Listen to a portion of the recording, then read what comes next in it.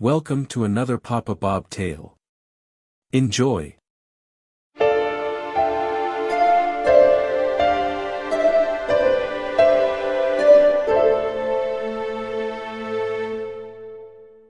It has been snowing for days now, which makes traveling on the remote highways of northern Idaho difficult and dangerous.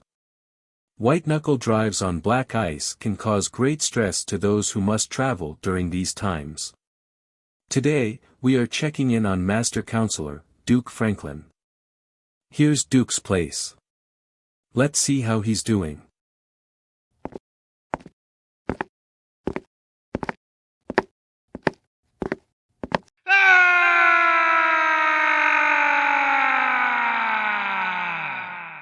Yikes. Hope he is okay. Master Mental Health Counselor Duke Franklin, a normally happy, positive guy and a compassionate, dedicated helper, held the view of being content most of each day as a goal until a series of setbacks threw him for a loop. His wife, the always smiling, positive and creative June, had slipped away after a battle with the demon cancer, followed by his elderly mother passing away 3 months later.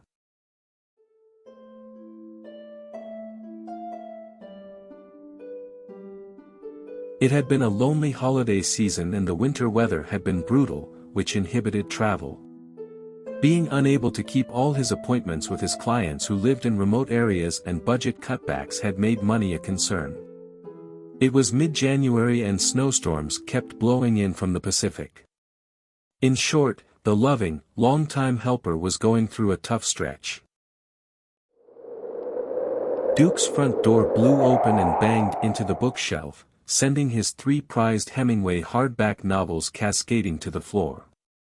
He ignored the disturbance and tried to return to his deep slumber by rolling up in the comforting quilt handcrafted years ago by his grandmother.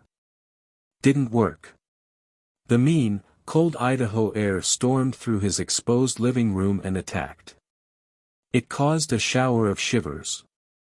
He sat up and felt a jolt of energy provoked by fear and confusion as he rubbed his arms and blew on his hands. He paused, testing if this was another of the wild nightmares that had started haunting him regularly for weeks now. Another crash, glass breaking, got him up, and he raced to the doorway. Papers were flying from his desk and the carpet was already showing white specks from the snow drifting inside. The screen door was banging incessantly, so he reached out on the porch to close it when he was grabbed by the right arm and spun outside.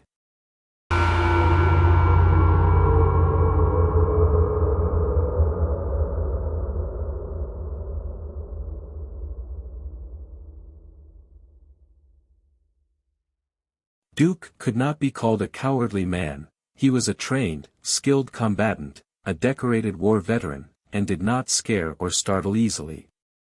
But he was suddenly frightened to the point he couldn't even get out a scream, even though he tried several times.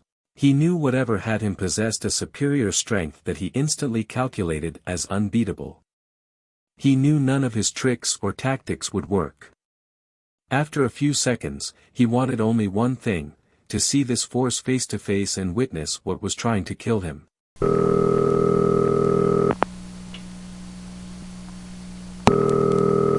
A foreign sound, the emergency line's loud ring, demanded attention in the bedroom.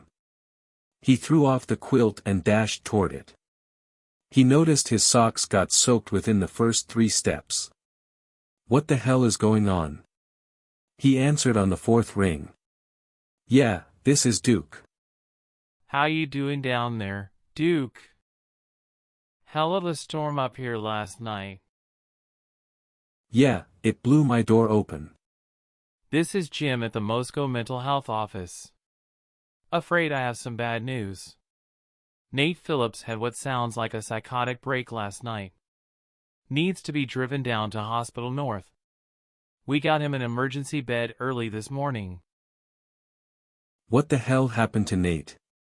Just saw him 2 days ago, and he was doing fine.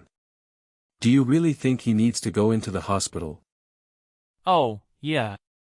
He needs to go. All of us on the crisis team agree. You say you saw him on Saturday? He didn't mention that to us. No, Thursday afternoon. I really don't think he needs to go back down there. Damn, he's been going to school, working full-time, and taking his meds. Don't get what happened. Well, he drove himself to the emergency room Saturday night. Said he couldn't get in touch with you. Something about your phone's not working. Sounds like a lot happened since you last had contact. You said Thursday, right? Duke didn't respond as he tried to process what he had been told. Today was Monday. He had lost 2 days. Duke, you still there? Oh, yeah. Excuse me. This is such a shock. What do you want me to do? Need you to give him a ride down to the hospital.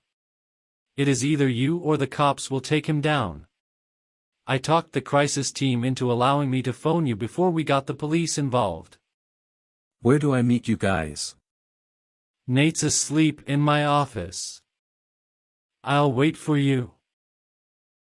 Duke tore off his socks, jumped in the shower for a couple seconds, microwaved a coffee, and warmed up the car. Okay, Stormy.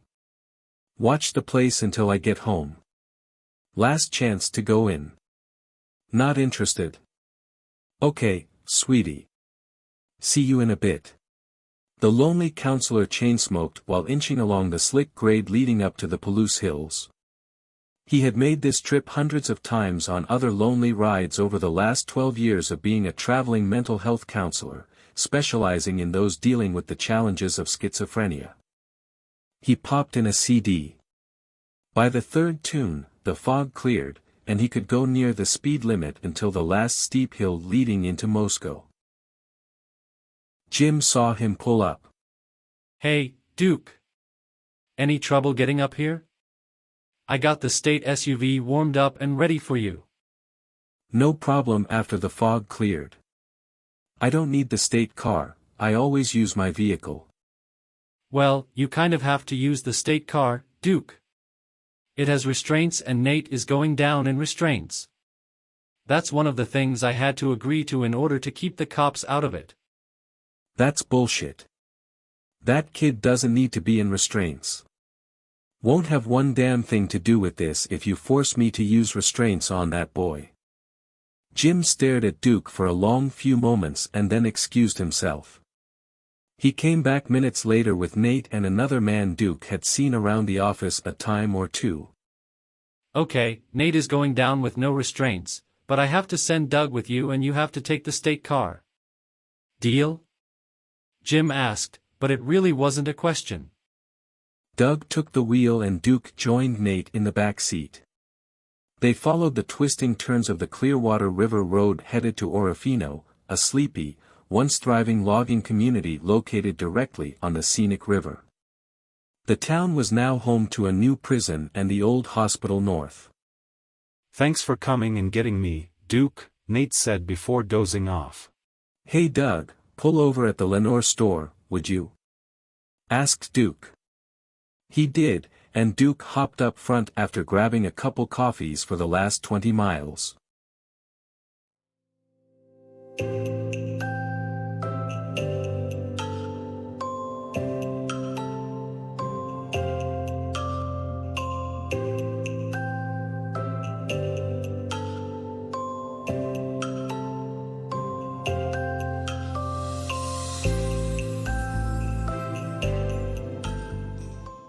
Doug won Duke over as he started talking about his latest golf trip to the Alabama Golf Trail last fall and his short time as a minor league third baseman, both longtime interests of Duke.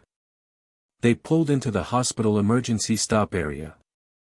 3 young men in white uniforms came hustling out to greet them. The wide-awake Nate popped out of the back seat. Duke, I am so sorry, man. Doug snapped the handcuff on Duke's left wrist just as the door flew open. He was no match for the 3 sets of young arms that held him in the wheelchair. He knew there was no reason to resist, for he was up against overwhelming force. But he fought, to no avail, when they got the needle out. His screams made no noise.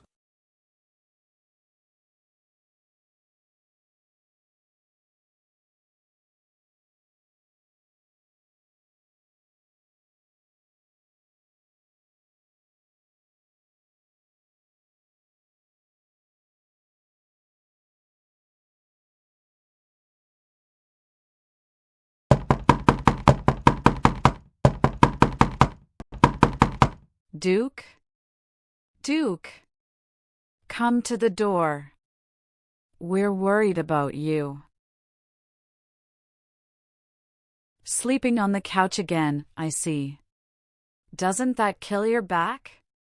We haven't seen you in days. Are you feeling okay?